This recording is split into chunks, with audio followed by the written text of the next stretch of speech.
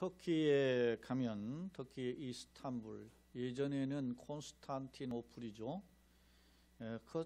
이스탄불에는 성 소피아 성당과 블루 모스크 사원이 조금 떨어진 거리에서 마주보고 서 있습니다. 성 소피아 성당은 비잔틴 제국의 황제인 유스티아노스 1세가 서기 532년에서 537년까지 세운 성당으로 그리스 정교회 성당이에요. 그리스의 정교는 기독교죠. 넓은 의미의 기독교 성당입니다. 그런데 그 지름이 약 33m, 높이가 56m가 되는 돔 형식으로 세워진 거대한 건물입니다. 하지만 이 성당이 1453년 이슬람에 의해서 정복당하고 그리고 이슬람의 사원인 모스크로 바뀌었습니다. 그런데요, 당시 제국이 오스만 투르크 제국인데 오스만 투르크의 14대 술탄, 이게 황제라고 할 수 있는데 술탄인 마흐메드 1세가 기독교 성당에서 그 소위 이슬람의 이제 기도, 이게 셀라라고 하는 건데 드리는데 어디를 향해서 드리냐면 메카를 향해서 드리는데 정면이 아닌 삐딱하게 방향이 삐딱한 거예요. 그러니까 이게 못마땅하니까 더 크고 웅장한 것을 새로 지어라. 그래서 새로 지은 게 블루 모스크예요. 블루 모스크가 언제 지어졌냐면 1609년에서 1616년에 걸쳐서 완공됐는데 이 블루 모스크는 성 소피아에 비해서 약 1100년 이후에 지어진 거잖아요. 그런데 더 웅장하고 더 거대하게 지어라 이렇게 이야기했는데 그 블루 모스크도 돔 형식으로 지어졌는데 높이가 불과 43m에 불과하다는 거예요. 오히려 13m나 낮아요. 그러니까 이것을 소위 말하면 소위 캄프라치하기 위해서 그 블루 모스크를 화려하게 치장했는데 푸른색 타일 이런 것으로 치장해서 내부에 들어가면 어마어마 의리의리하게 멋있어요. 근데 그래서 흔히 가리켜서 블루 모스크다 이렇게 불러요. 주목할 점은 이 블루 모스크가 이런 그 소위 높이는 작지만 옆으로 퍼진 규모는 아직 굉장히 거대하거든요. 그런데 이 블루 모스크가 대단한 것임을 상징하는 게 또 하나 있는데 그게 소위 첨탑이에요. 첨탑은 꼭 뭐 마치 우리가 뭐 인공위성 발사하듯이 미사일처럼 쭉 높이 세우는 막 굉장히 높은 높이로 뭐 한 50여 미터 높이 막 이상으로 그 첨탑이 있는데 이 블루 모스크에는 6개의 첨탑이 있는데 한 개의 첨탑은 소위 술탄, 황제의 그 권위를 상징하는 거고 5개는 메카를 향한 기도, 5번의 기도가 있으니까 기도를 상징한다 그래요. 그런데 제가 이게 터키를 뭐 일부만 돌아다녀 봤지만 그 자료에 의하니까 터키에 3000개의 모스크가 있는데 돌아다니면 시골에는 이게 그 모스크가 있고 그 옆에 첨탑이 하나 세워져 있어요. 그러니까 이게 누가 세웠냐면 그 지역의 유지지, 권위자인 족장이 세웠다라고 해서 그곳에서는 하나, 그리고 그보다 더 큰 어떤 귀족, 호족이 세운 거는 2개, 그리고 왕이 세운 것은 첨탑이 4개, 이렇게 4구퉁에 있는 거죠. 그렇게 세워졌는데 이 블루 모스크는 6개니까 그 권위가 얼마나 대단한지를 알 수 있죠. 그런데 사우디의 메카에 있는 이 소위 알 마시드 알 하람 모스크는 이 동시에 입장할 수 있는 사람들이 80만 명이래요. 그래서 세계 최대 그 모스크 사원인데 이곳에는 이 첨탑이 7개 있다 그래. 그러니까 여러분 제가 이 이야기를 구체적으로 거론하는 이유를 아시겠어요? 스페인의 바르셀로나에 가면 코르테스라는 지역에 세계적인 건축가인 안토니 가우디가 설계한 그리고 그분이 약 40년 동안 건축하다가 이제 동네에 밥 먹으러 가다가 교통사고 당해서 돌아가셨는데, 이분이 건축하고 설계하고 건축했던 것이 지금도 건축되고 있는데, 이 성당이 사그라다 파밀리아라는 성당인데 150년째 건축하고 있다 그래요. 근데 완공이 되려면 한 5년 남았다고 얼마 전에 보도가 나왔어요. 그런데 여러분요, 이처럼 이슬람이나 기독교나, 뭐 기독교에도 여러분요 유럽에 가보면 대규모의 성당이 얼마나 많습니까? 예? 그런 성당들이나 예배당, 한국에서도 큰 예배당 이런 게 있잖아요. 천주교나 기독교나 이슬람이나 다 대형 건물들을 자랑해요. 근데 이렇게 동양에서도 보니까 심지어는 사람을 그렇게 숭배하고 권위를 상징하는 것이 어떤 사원이나 심지어는 묘까지도 이렇게 크게 지었어요. 인도에 가면 타지마할인가 묘가 있잖아요. 캄보디아에 가면은 말이죠, 앙코르와트가 있고, 캄보디아에는 제가 이렇게 가봤는데 앙코르와트를 비롯해서 이것보다는 작은 규모의 막 이 사원들이 엄청나게 많아요. 제가 돌아다녀 본 것만 10개가 넘어요. 그런데 이게 전부 다 뭐냐면 통치자의 권위와 힘과 그 능력을 상징하는 표현이에요. 누구 때 이걸 지었다, 이런 것들이 동서고금을 막론하고 널리 퍼져 있음을 알 수 있습니다. 혹자는 예를 들어서 뭐 유럽의 경우에 보세요.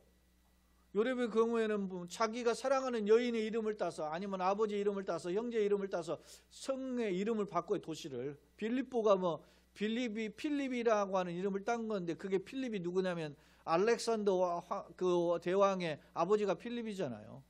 예? 뭐 안티옥이라고 하는 게 안티오크라고 하는 사람의 이름을 따서 지은 거, 그런 게 소위 말하면 성을 지어가지고 헌화하는 거예요. 여러분요, 성경에도 나와요. 솔로몬이 어떻게 해요? 여러 후궁들이 오니까 그 후궁들을 위하여 성을 지었다 그러잖아요. 이게 그 왕의 권위와 능력을 과시하는 그런 수단과 방편이었음을 알 수 있어요. 그런데 이런 외형적이고 가시적인 그런 규모가 진정한 축복과 능력이라고 생각한 그 삶의 패턴이 성경이나 역사 속에만 있는 게 아니고 오늘날 현대에도 그대로 우리의 삶 가운데 투영되고 있다는 사실입니다. 우리나라도 봉건주의 시대의 사상이 요즘 계속되어 있어요. 유교 사상이 뭡니까? 유교 사상의 대표적인 게 뭐예요? 사대주의 아닙니까? 큰 것을 숭배하는 거예요. 그래서 중국을 향해서 대국이라고 그랬어요. 이성계가 위화도에서 회군한 게 뭡니까? 소국이 대국을 치는 것은 불가하다, 그런 거 아니에요? 미안한 이야기지만 이씨의 조선이 없어져야 될, 새기지 말아야 될 나라의 사실은. 예? 그때 그냥 쳐들어가가지고 중국을 묵사발 시켰으면 어땠을까 하는 생각이 저는 꽤 많이 했어요, 예전에. 그러면 요즘 중국에 까불지 않을 거 아니에요?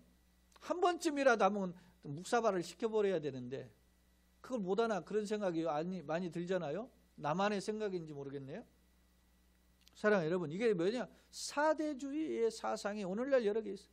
현대에 와도 제가 늘 거듭거듭 이야기했잖아요. 뭐 너 어디 학교 나왔냐? 대강신중 나왔다. 너 어디 학교 나왔냐? 대양천고 나왔다. 막 그러잖아요. 그리고 어느 집에서는 대저택에 산다. 에? 그리고 그런 말을 하잖아요. 어느 기업 다니냐면 대기업에 다닌다 그러잖아요. 에? 어떤 차를 타냐면 대형 세단의 차를 타고 다닙니다. 이놈의 대자를 잘라내버리지를 못하는 거예요. 에? 우리 속에 여전히 이런 사대주의적인 사고가 강력하게 지배하고 있어요. 그렇다면 이러한 상황 속에서 기독교인은 과연 어떤 축복 기준을 가지고 살 수 있는가, 살아야 되는가? 오늘 누가복음 1장 8절로 20절이 저는 주제를 이렇게 잡아봤어요. 참 기쁨과 즐거움을 덧입는 축복이다. 진정한 축복, 진정한 기쁨의 축복은 과연 뭐냐? 라고 하는 것에 근거해서 말씀을 참고해 보고자 하는 것입니다. 결론적으로 이야기하면 진정한 하나님이 베푸시는 기쁨과 즐거움을 덧입는 축복의 비결은 많은 사람을 하나님께로 돌아오게 하는 것이 진정한 능력이요 축복이라는 사실입니다. 오늘 누가복음 1장 8절로 20절은 24반차를 쫓아서 노년에 제사장의 사역을 감당하는 사가랴라고 하는 제사장에게 천사 가브리엘이 나타나서 그에게 아들을 낳을 것이며 그가 어떤 일을 할 것임에 대한 예고를 하시는 장면이 기록되어 있습니다. 주목할 점은 사가랴는 과연 어떤 사람인가? 사가랴는 1장 5절의 근거에 보면 사가랴 아비야 반열에 있는 한 제사장이 있었는데 그 이름은 사가랴라 그렇게 하고 그의 아내는 아론의 자손 엘리사벳이다. 그러니까 아내 역시도 제사장 가문이었으면 알 수 있어요. 그러니까 오늘날로 말하면 목사나 사모가 모두 다 그냥 목회자 가정으로 출신이었다. 뭐 이렇게 굳이 이렇게 정의하면 좀 그런데 좀 굳이 한다면 그렇다는 거죠. 그런데 주목할 점 6절이 더 있어요. 5절은 어떤 그 외형적인 백그라운드라면 6절은 그 사람의 삶이에요. 자, 이 두 사람이 하나님 앞에 어떤 사람이요? 의인이니 그렇게 표현하고 있고 주의 모든 계명과 규례대로 흠이 없이 행하더라. 하나님 앞에 의인이고 말씀을 따라 사는 도덕적으로 흠결이 없는 그런 사람이었다라고 성경은 규정하고 있어요. 그렇습니다. 하나님 보시기에는 사람 보시기에 훌륭한 평가를 받는 제사장이고 그의 아내가 되었다라고 하는 점입니다. 사가랴 이름의 뜻이 스가랴나 사가랴나 같은 이름인데 여호와께서 기억하신다 그런 뜻이에요. 그러니까 하나님 정말 기억하시는 사람이에요. 이름 여러분 결국 보면 그의 기도를 들으시고 기억하신 거예요. 응? 여러분의 눈물의 기도가 땅에 떨어지지 않고 하나님의 기억하신 바 되기를 예수님의 이름으로 축원합니다. 결국 공짜가 신앙생활은 결국 공짜가 없어요. 지금 우리가 보면 그냥 흘러가는 것 같지만 공짜가 없음을 기억하시기를 바랍니다. 그렇다면 보세요. 그러면 이 사가랴와 엘리사벳에게 주시는 하나님의 사람인 이런 사람이 과연 그러면 그 삶의 눈에 보이는 현상은 어땠는가? 7절에 보면 엘리사벳이 잉태를 못함으로 그들에게 자식이 없고 두 사람의 나이가 어떻게 해요? 많더라라고 기록하고 있어요. 아니 아이러니잖아요.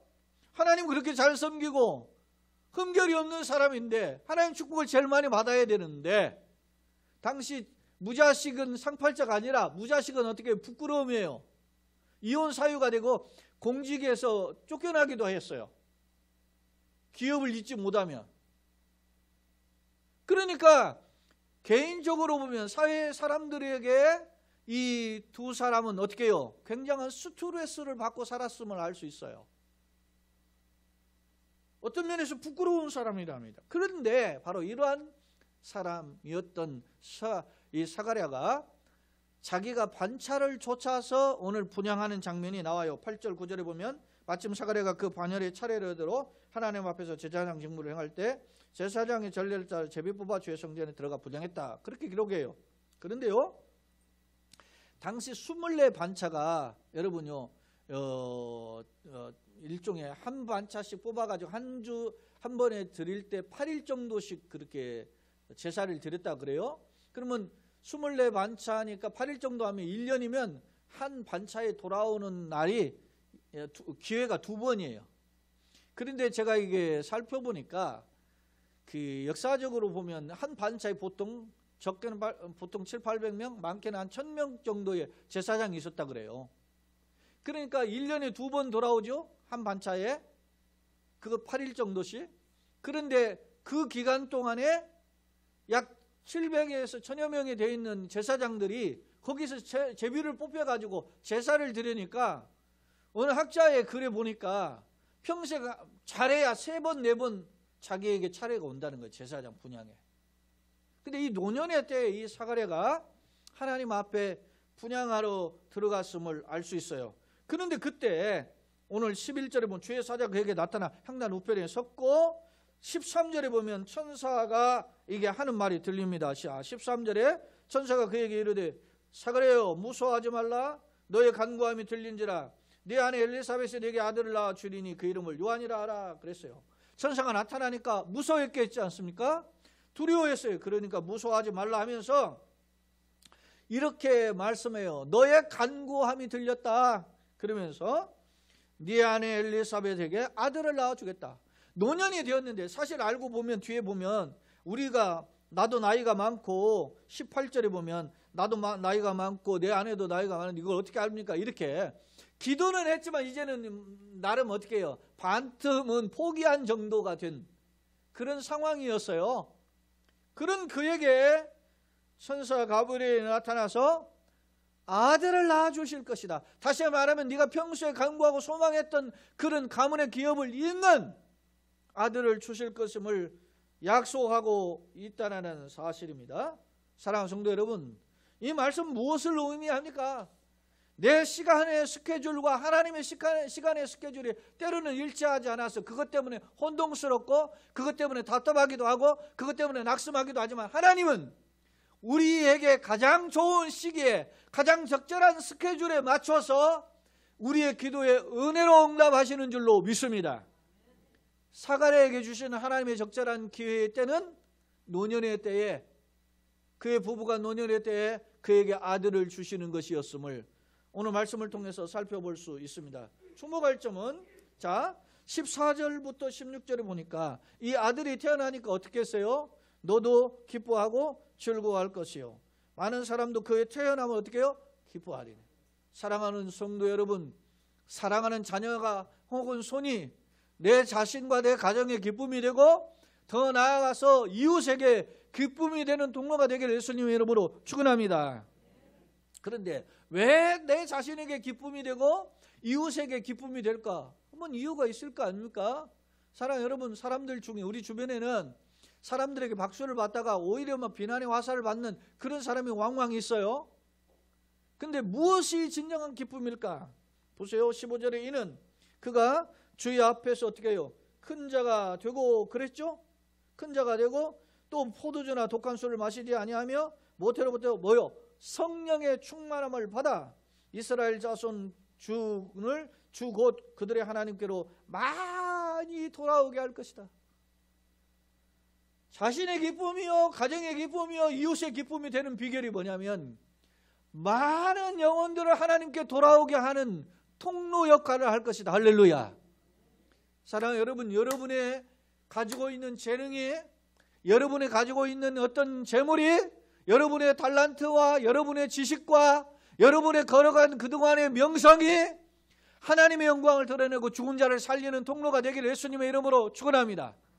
돈은 많이 가졌지만은 그것을 자신만 쓰고 세상 속에 돌려주지 못하고 간다는 그것은 뭐요? 졸부에 불과하고 그건 무능한 사람에 불과한 거예요. 자기가 가지고 있는 재능, 자기가 가지고 있는 화려한 배경들이 자기의 것으로만 누리다 살다 가면 그는 부끄러운 존재란 말입니다. 그러나 오늘 하나님께서 노년의 사가랴의 가정에 주신 그 아들이 그의 가문뿐만 아니라 이웃 사람들을 기쁘게 하는데 그 기쁨의 비결이 하나님께 많은 사람을 돌아오게 하는 사람이라는 그런 역할을 하는 사람이라는 사실을 보여줘요. 여러분, 이 기쁨이라는 단어가 카라라는 단어인데 이 카라라는 단어가 카리스하고 어원이 같아요. 카리스가 뭐예요? 은혜예요. 은혜. 예? 은혜는 뭐예요? 하나님 부어주시는 것이 우리에게 기쁨이 되어야 돼요. 할렐루야. 세상 기준이 우리의 기쁨이 되는 게 아니라 말입니다. 진정한 기쁨은 하나님의 은혜가 부어져야 되는 줄로 믿습니다. 그런데 여러분, 이 즐거움, 이 아갈리아시스라는 단어도 감격스러운 환희라 그렇게 번역이 됐더라고요. 제가 보니까.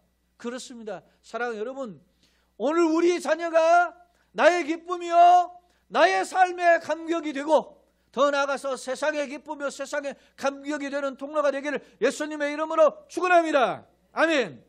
그렇습니다.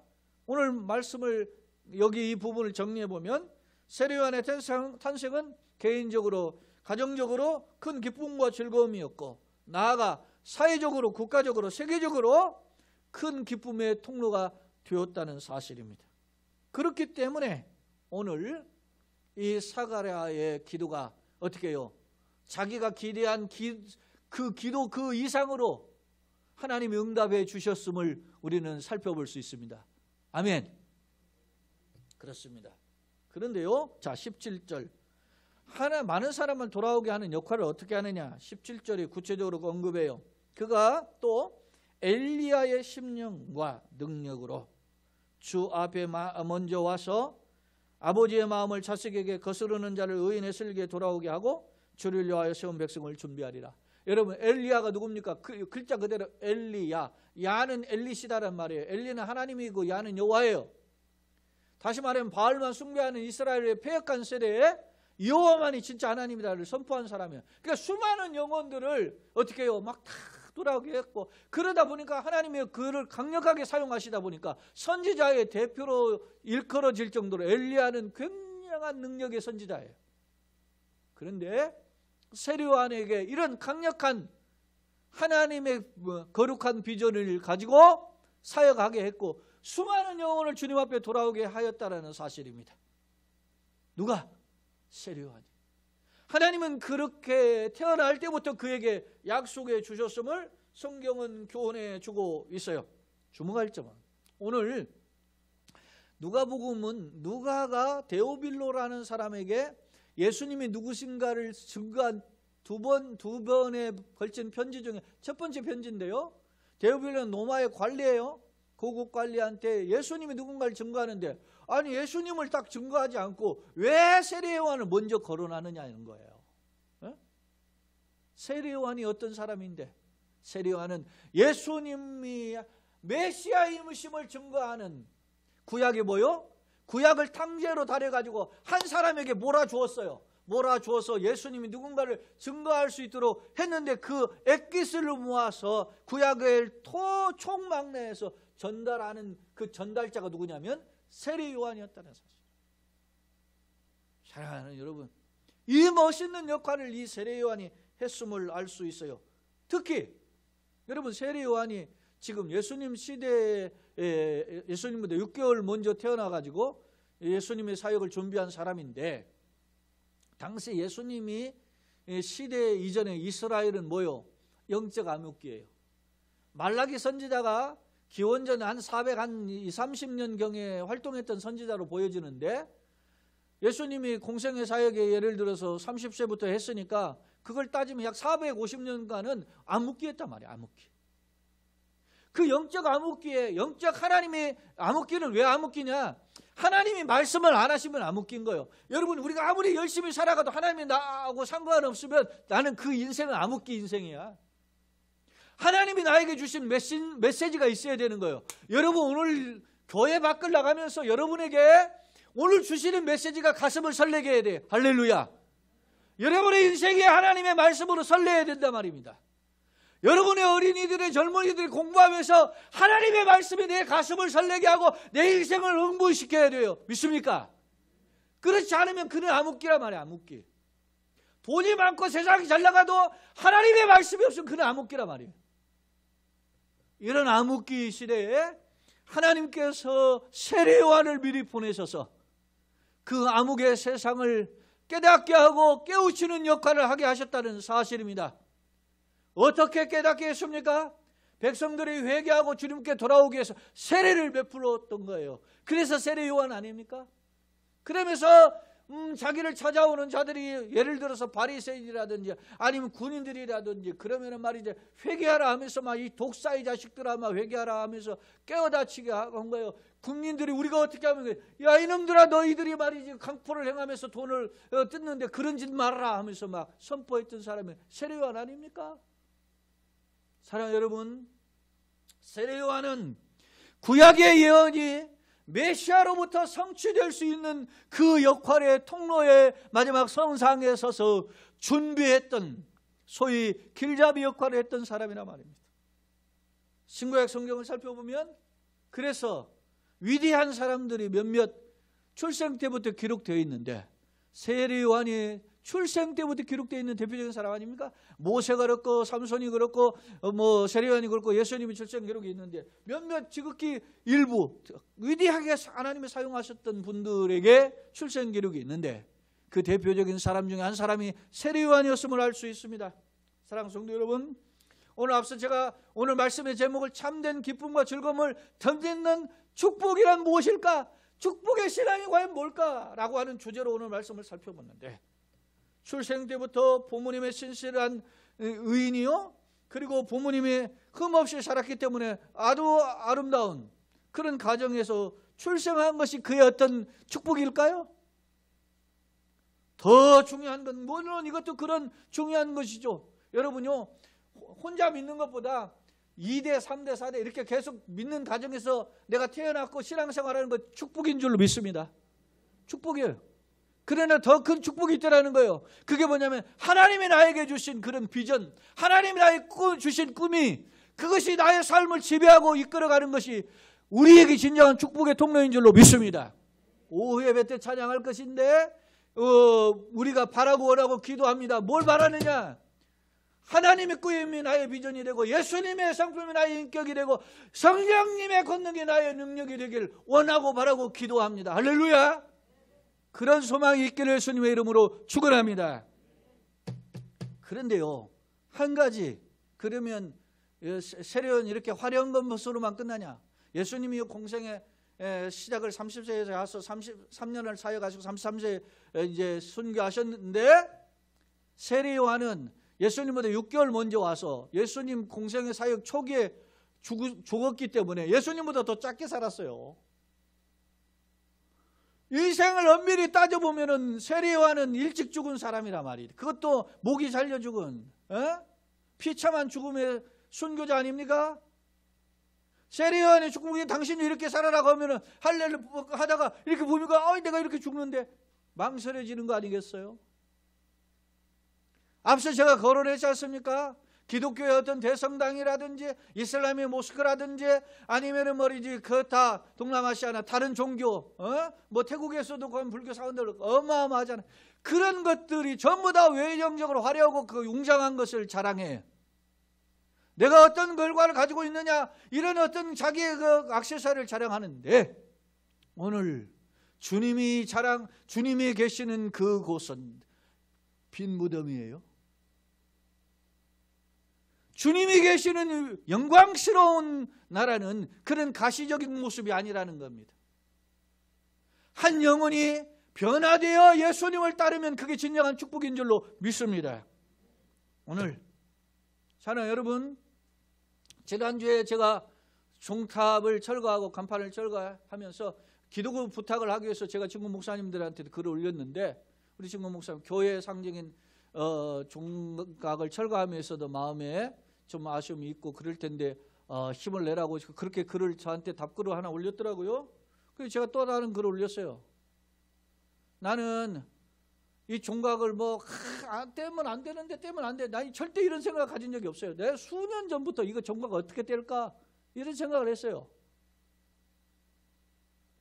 사랑하는 여러분, 앞서도 인사했지만 교회의 간판과 종각은 상징은 첨탑이 아니라 여러분 개개인 한 사람 한 사람인 줄로 믿습니다.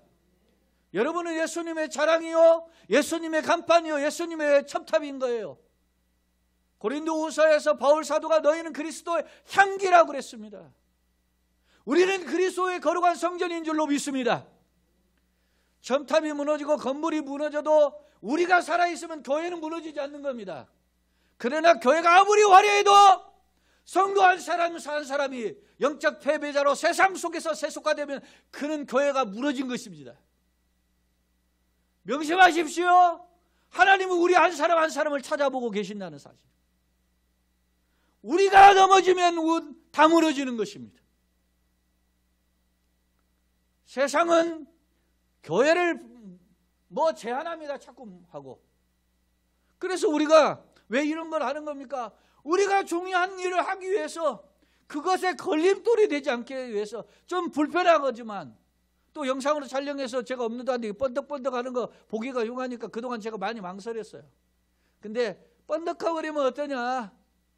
예배 드리는데 좀 제대로 마음적으로 편안하고, 그것이 어떤 면에서 공격의 대상이 되지 않으면 해야지 하고 한 거예요. 사랑하는 성도 여러분, 우리 모두가 지금 교인들이 온다는데 그러잖아요. 외주 지금 보면 우리 예배 인원이 25명 예배당 인원이 제한이 되니까 누가 더우면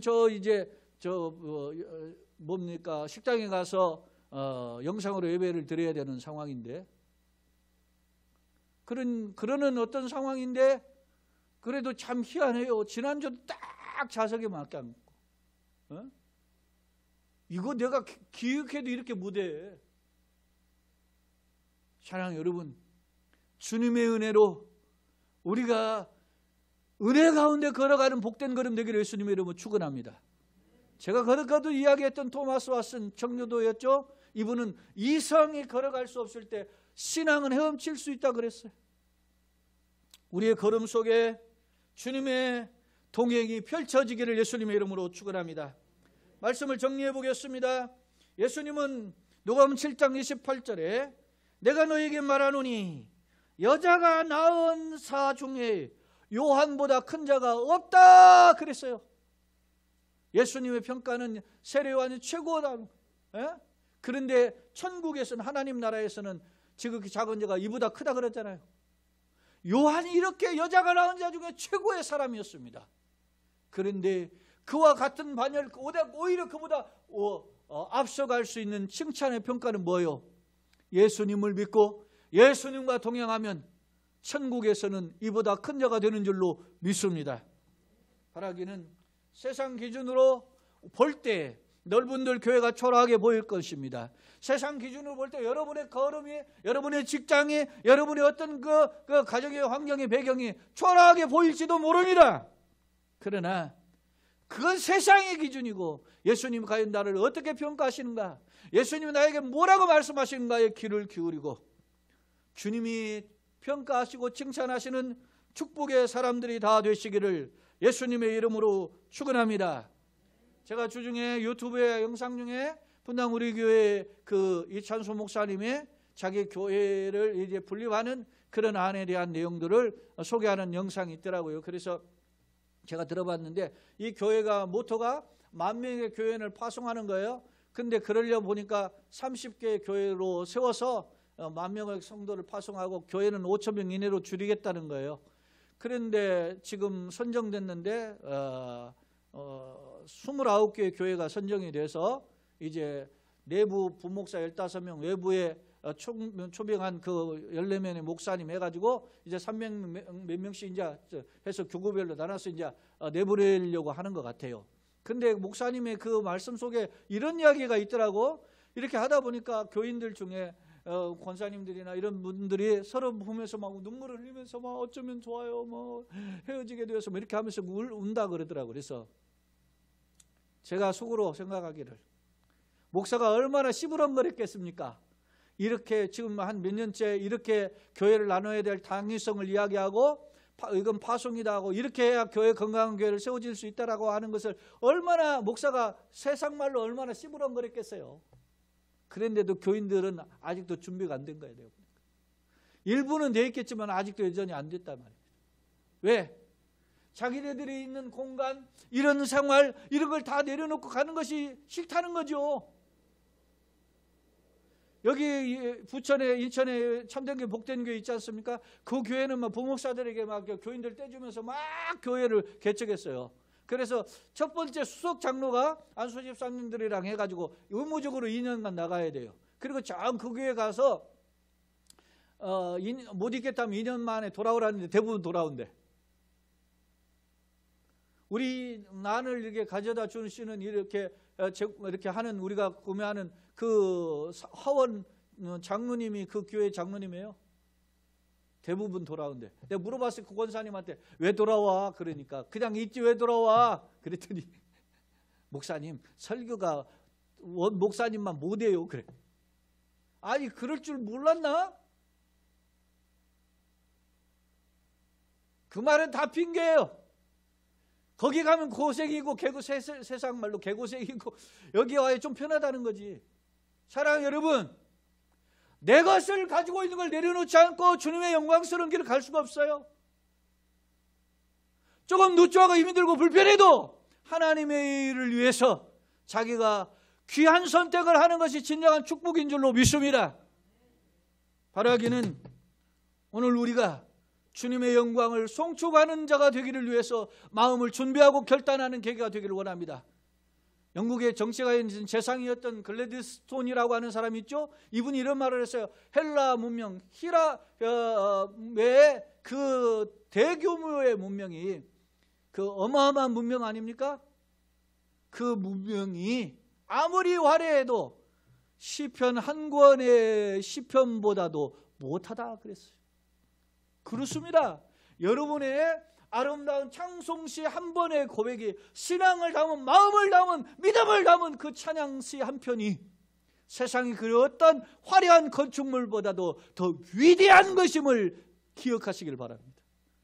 그 가운데 서서 하나님을 높이고 마음을 담아 기도하고 마음을 담아 찬양하고 마음을 담아 공부하고 마음을 담아 일터에서 수고할 때 하나님께서 여러분을 하나님을 기쁘시게 사람을 기쁘게 하는 통로로 사용해 줄 줄로 믿습니다. 그런 축복의 통로가 되기를 예수님의 이름으로 축원합니다. 아멘.